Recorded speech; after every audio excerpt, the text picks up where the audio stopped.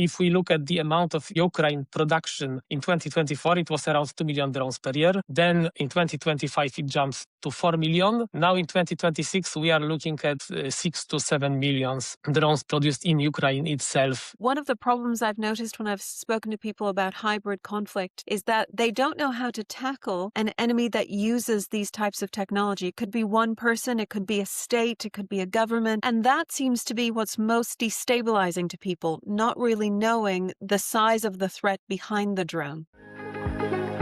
Conflicts of Interest, brought to you by ACLED.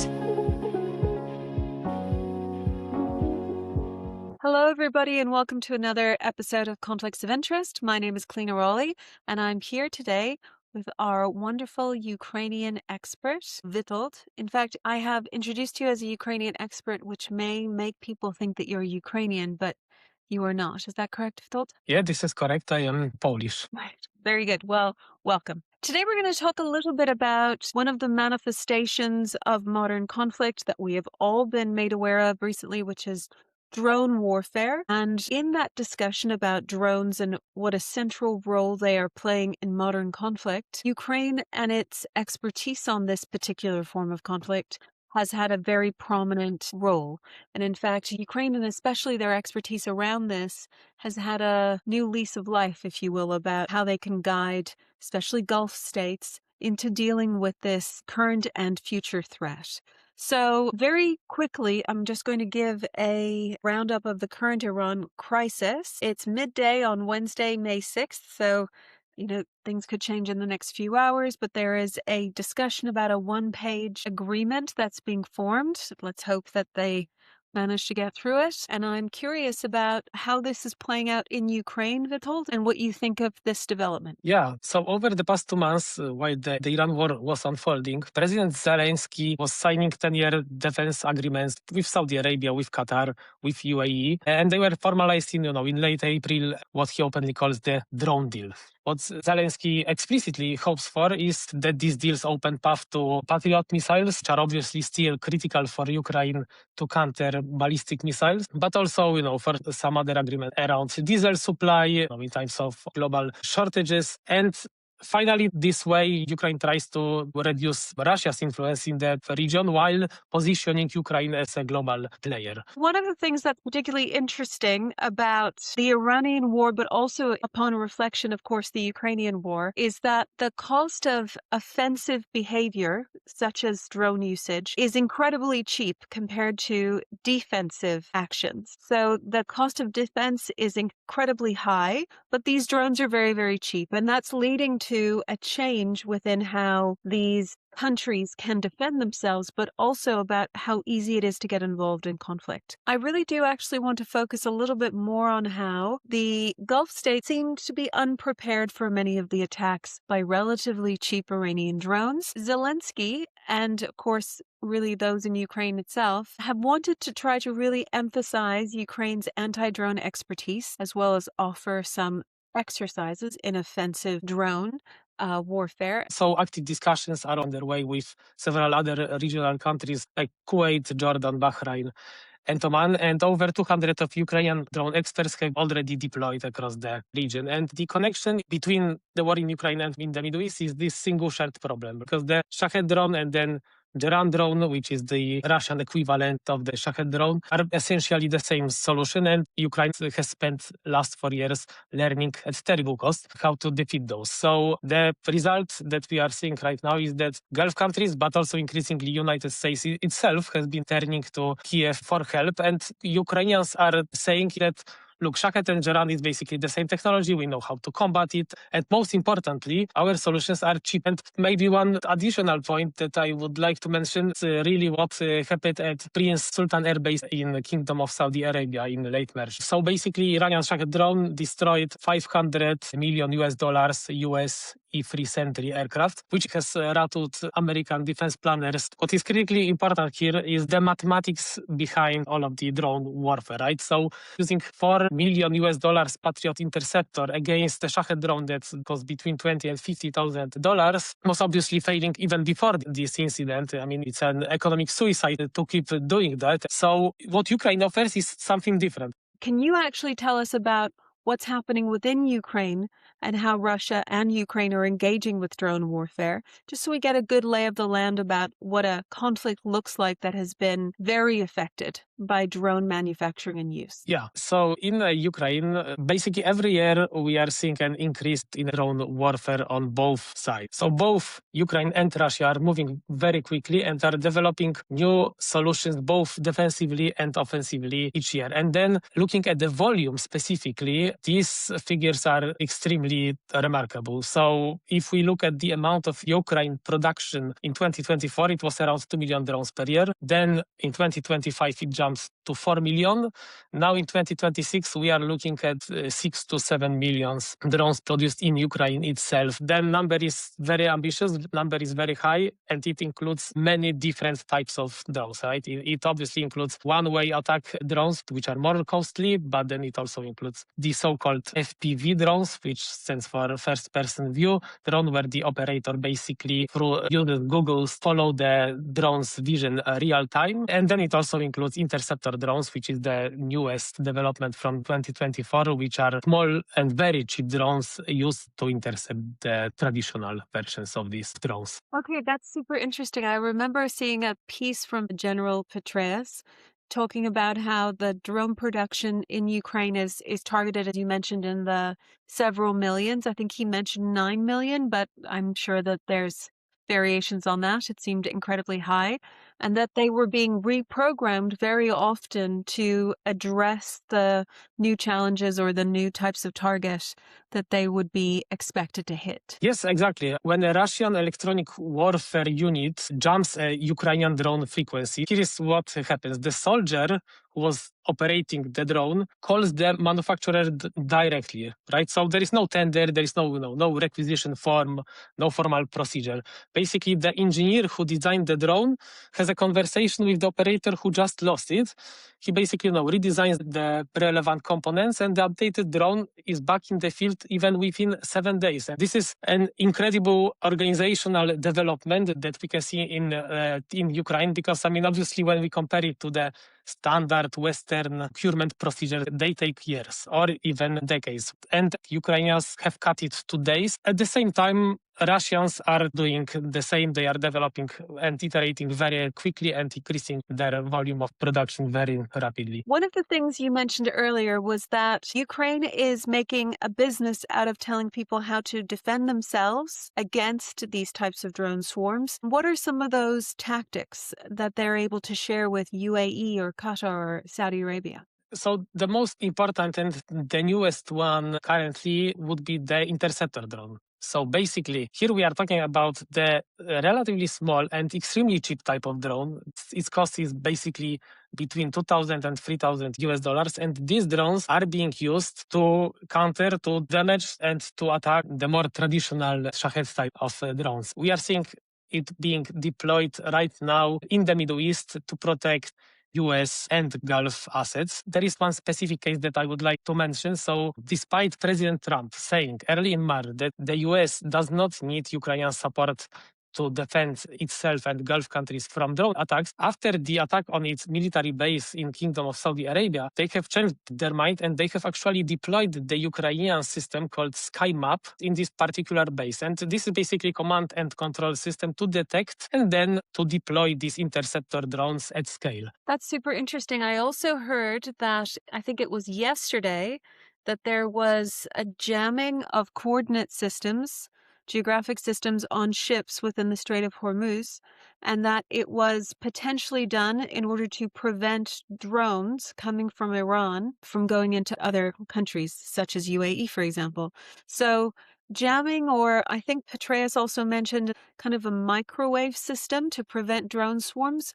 Is Ukraine using those features? And if not, how soon before we expect to see those types of things? Yeah, so we are seeing many different solutions. So in the command and control system called SkyMap, they are actually using acoustic sensors, because Shahed drones are extremely loud, but operated for a very low altitude. They are very difficult to spot on the radar, but they are relatively easy to hear them. And I'm sure, anyone who's been to Ukraine since 2022 can confirm it. So, these are microphone sensors that are located across the area and are spotting it in real time and sending signal to interceptor drone operators to engage. But there are many different technologies and they do differ in terms of their sophistication. So actually, this is going to seem very ridiculous in light of what we've just been discussing, but I've been in Florida recently and all of my Amazon packages got delivered by drone into my backyard in that case. And it was very loud, but it was also very effective, which means that as they get deployed much more within people's kind of civilian life, the way in which people are kind of used to this as being both a tool for civilians and a tool for warfare is going to become more commonplace. But I wonder if people are ready for the types of changes that it imposes on a conflict or a battlefield. What do the Ukrainians say about their own experience dealing with these loud or frequent drones within the areas under conflict? Yeah, this is the reality of Ukrainian society. It is now also increasingly the reality of Russian society. Russians have been conducting daily, most of these strikes are happening during the night, but on a daily basis, they have been conducting drone and missile strikes across the entire country. And obviously the civilian population to some extent has gotten used to it. So obviously Ukrainians are verifying via large amount of internet applications what is actually coming, and then they are actually deciding whether they should go to the bunker or not. But obviously the toll on your mental health and on your body, I mean, if you continue to endure it for years is immense, right? And then also I would like to mention one specific tactic that has been employed by the Russians, especially on the Dnipro rivers. The phenomenon called human safari, which was first documented in Kherson in 2024. It basically what Russian drone operators are doing. They are positioned on the one side of Dnipro river, and then they are using these first-person view drones to hunt civilians on the other bank of the river. They are targeting on purpose pedestrians, cars, ambulances, school buses, basically anyone who steps outside. And we've seen some new levels of lethality using this tactic. Thanks, Witold. That's an absolutely horrible development, especially within Ukraine. I'm wondering if you can talk a little bit about how we've seen those same technologies and drones, how they've been used in Europe or how they're being used by Hezbollah or some other contexts in which the more traditional conflict of Ukraine-Russia is transcended into something more like, as you were saying, a normalcy around using these types of weapons. Yeah, so we are seeing that this spread of use of drones in many conflicts all around the world. And more specifically, in March this year, we've seen Hezbollah deploying fiber optic first-person view drones. So the technology behind fiber optic drone is basically a spool of fiber optic cable that physically joins drone to its operator. So there is no radio signal to jam, there is no GPS to spoof, basically no electronic emissions to detect, and these cables can extend to even up to 30 kilometers. So basically Hezbollah, since March this year, has been deploying this technology in southern Lebanon against Israeli forces. And this technology, again, was first used in Ukraine and is now being used extensively by both Russians and Ukrainians, and many Ukrainian frontline towns are now covered with what looks like silver spider webs from these fiber optic cables. So in Lebanon, Israel, which obviously possesses one of the most sophisticated, electronic warfare systems in the world, couldn't stop these drones because their technology is not adopted to counter such low-tech solution. It had to adopt the same way as it is done in Ukraine, using physical nets, cages on military vehicles, and many other low-tech solutions. Wow, that is disturbing news. I think we have seen those pictures of Ukrainian towns that look like a mesh covers them, which is interesting, of course, is when you were just saying that the kind of microwave system or jamming technology is also like an invisible mesh over particular areas and not allowing the drone technology to get through. Okay, so Witold, we've talked a little bit about the costs of offense and the costs of defense, and they were in many ways, one, of course, defense was much more costly than offense, especially with drones. But it sounds to me now that we effectively have almost rebalanced those two, right? Which is that Ukraine has had to be incredibly innovative, both offensively and defensively. Why do you think that is, and what has it done to the Ukraine conflict more generally? So before the war, Ukraine did not really have any domestic drone production. And given the constant lack of, first of all, manpower, which Ukraine is still facing, and increasingly so. Secondly, funding for the Western military systems. They had to innovate, and they did. They innovated their organizational system and their domestic productions. Right now, Ukraine has around 500 companies competing and producing these drones on a daily basis, with no dominant contractor, competing, working to solve the issues real time. And despite the system being distributed and not centralized, they have actually agreed on some modularity, which means that modules between these drones and software components are interchangeable, which also eases and accelerates the innovation process. So that's really interesting. So it came of necessity. And their innovation continues, of course, because of the necessity of other countries, like we've just spoken about in the Gulf. I want to actually bring us back to the Gulf very quickly, and that is because one of the lessons we've learned over the last 2 months is that an air war will not win a conflict. And in fact, it creates often a response that allows it to continue, but it's not in any way a defining end to a conflict for it to be mainly occurring in the air. So tell me what you think the point of this drone warfare is. Is it, as you said, to make up for a lack of manpower? Is it simply a cheaper way to conduct conflict? What is the end point here, and what is in the use of drones? Right. Yeah. So I do agree. Drones by themselves, they cannot win a war. In April, we've had a situation where ground drones captured a Russian position in Ukraine, reportedly so. But drones cannot hold the position; men do. So this is really important factor. And look, this is a war of attrition, right? I mean, one side increases its production of drones and its volumes, and then the other side has to come up with new innovative solutions to defend against them. So it's more like both sides do not have a choice. They have to continue. If one of them continues, then the other has to continue as well. But it will not lead to any strategic developments on the front line, right? I mean, the Ukrainian front line has been frozen for years now. Very minor developments in Zaporizhzhia or Donetsk region. Despite all of these efforts, drones by themselves are not able to win these wars. I think that the key strategic question here is whether basically on one side, Ukraine is able to actually sustain manpower, and then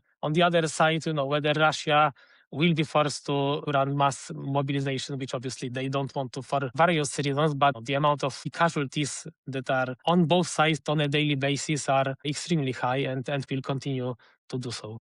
So that's super interesting. So what we have here is extremely high innovation and extremely fast development of these drones and technology around that, but frozen front lines and high levels of fatalities.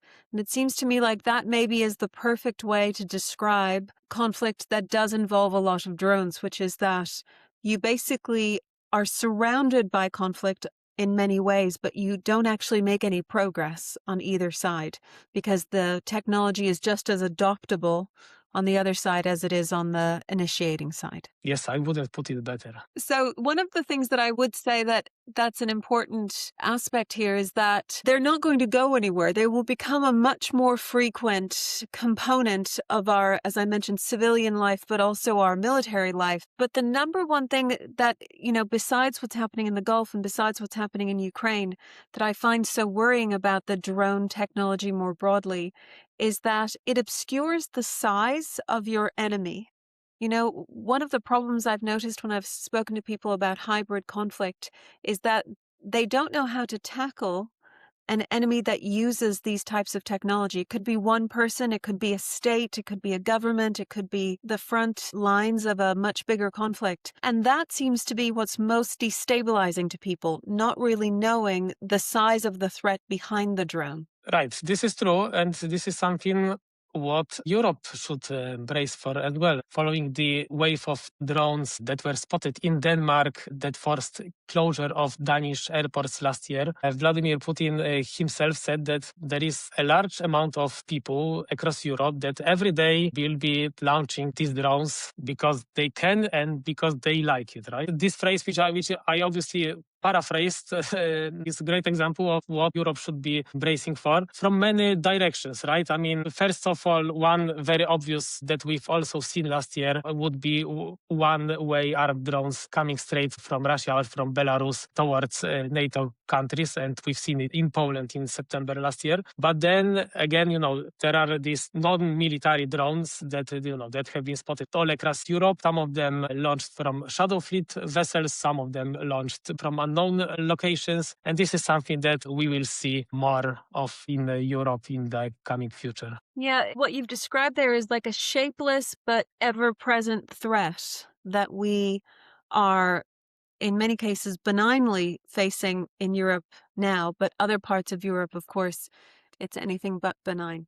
I want to thank you very much for your time and expertise, Witold. It's been a pleasure to chat with you about something that I'm sure we will return to several times in the future. Thank you. Thank you. It's been a pleasure.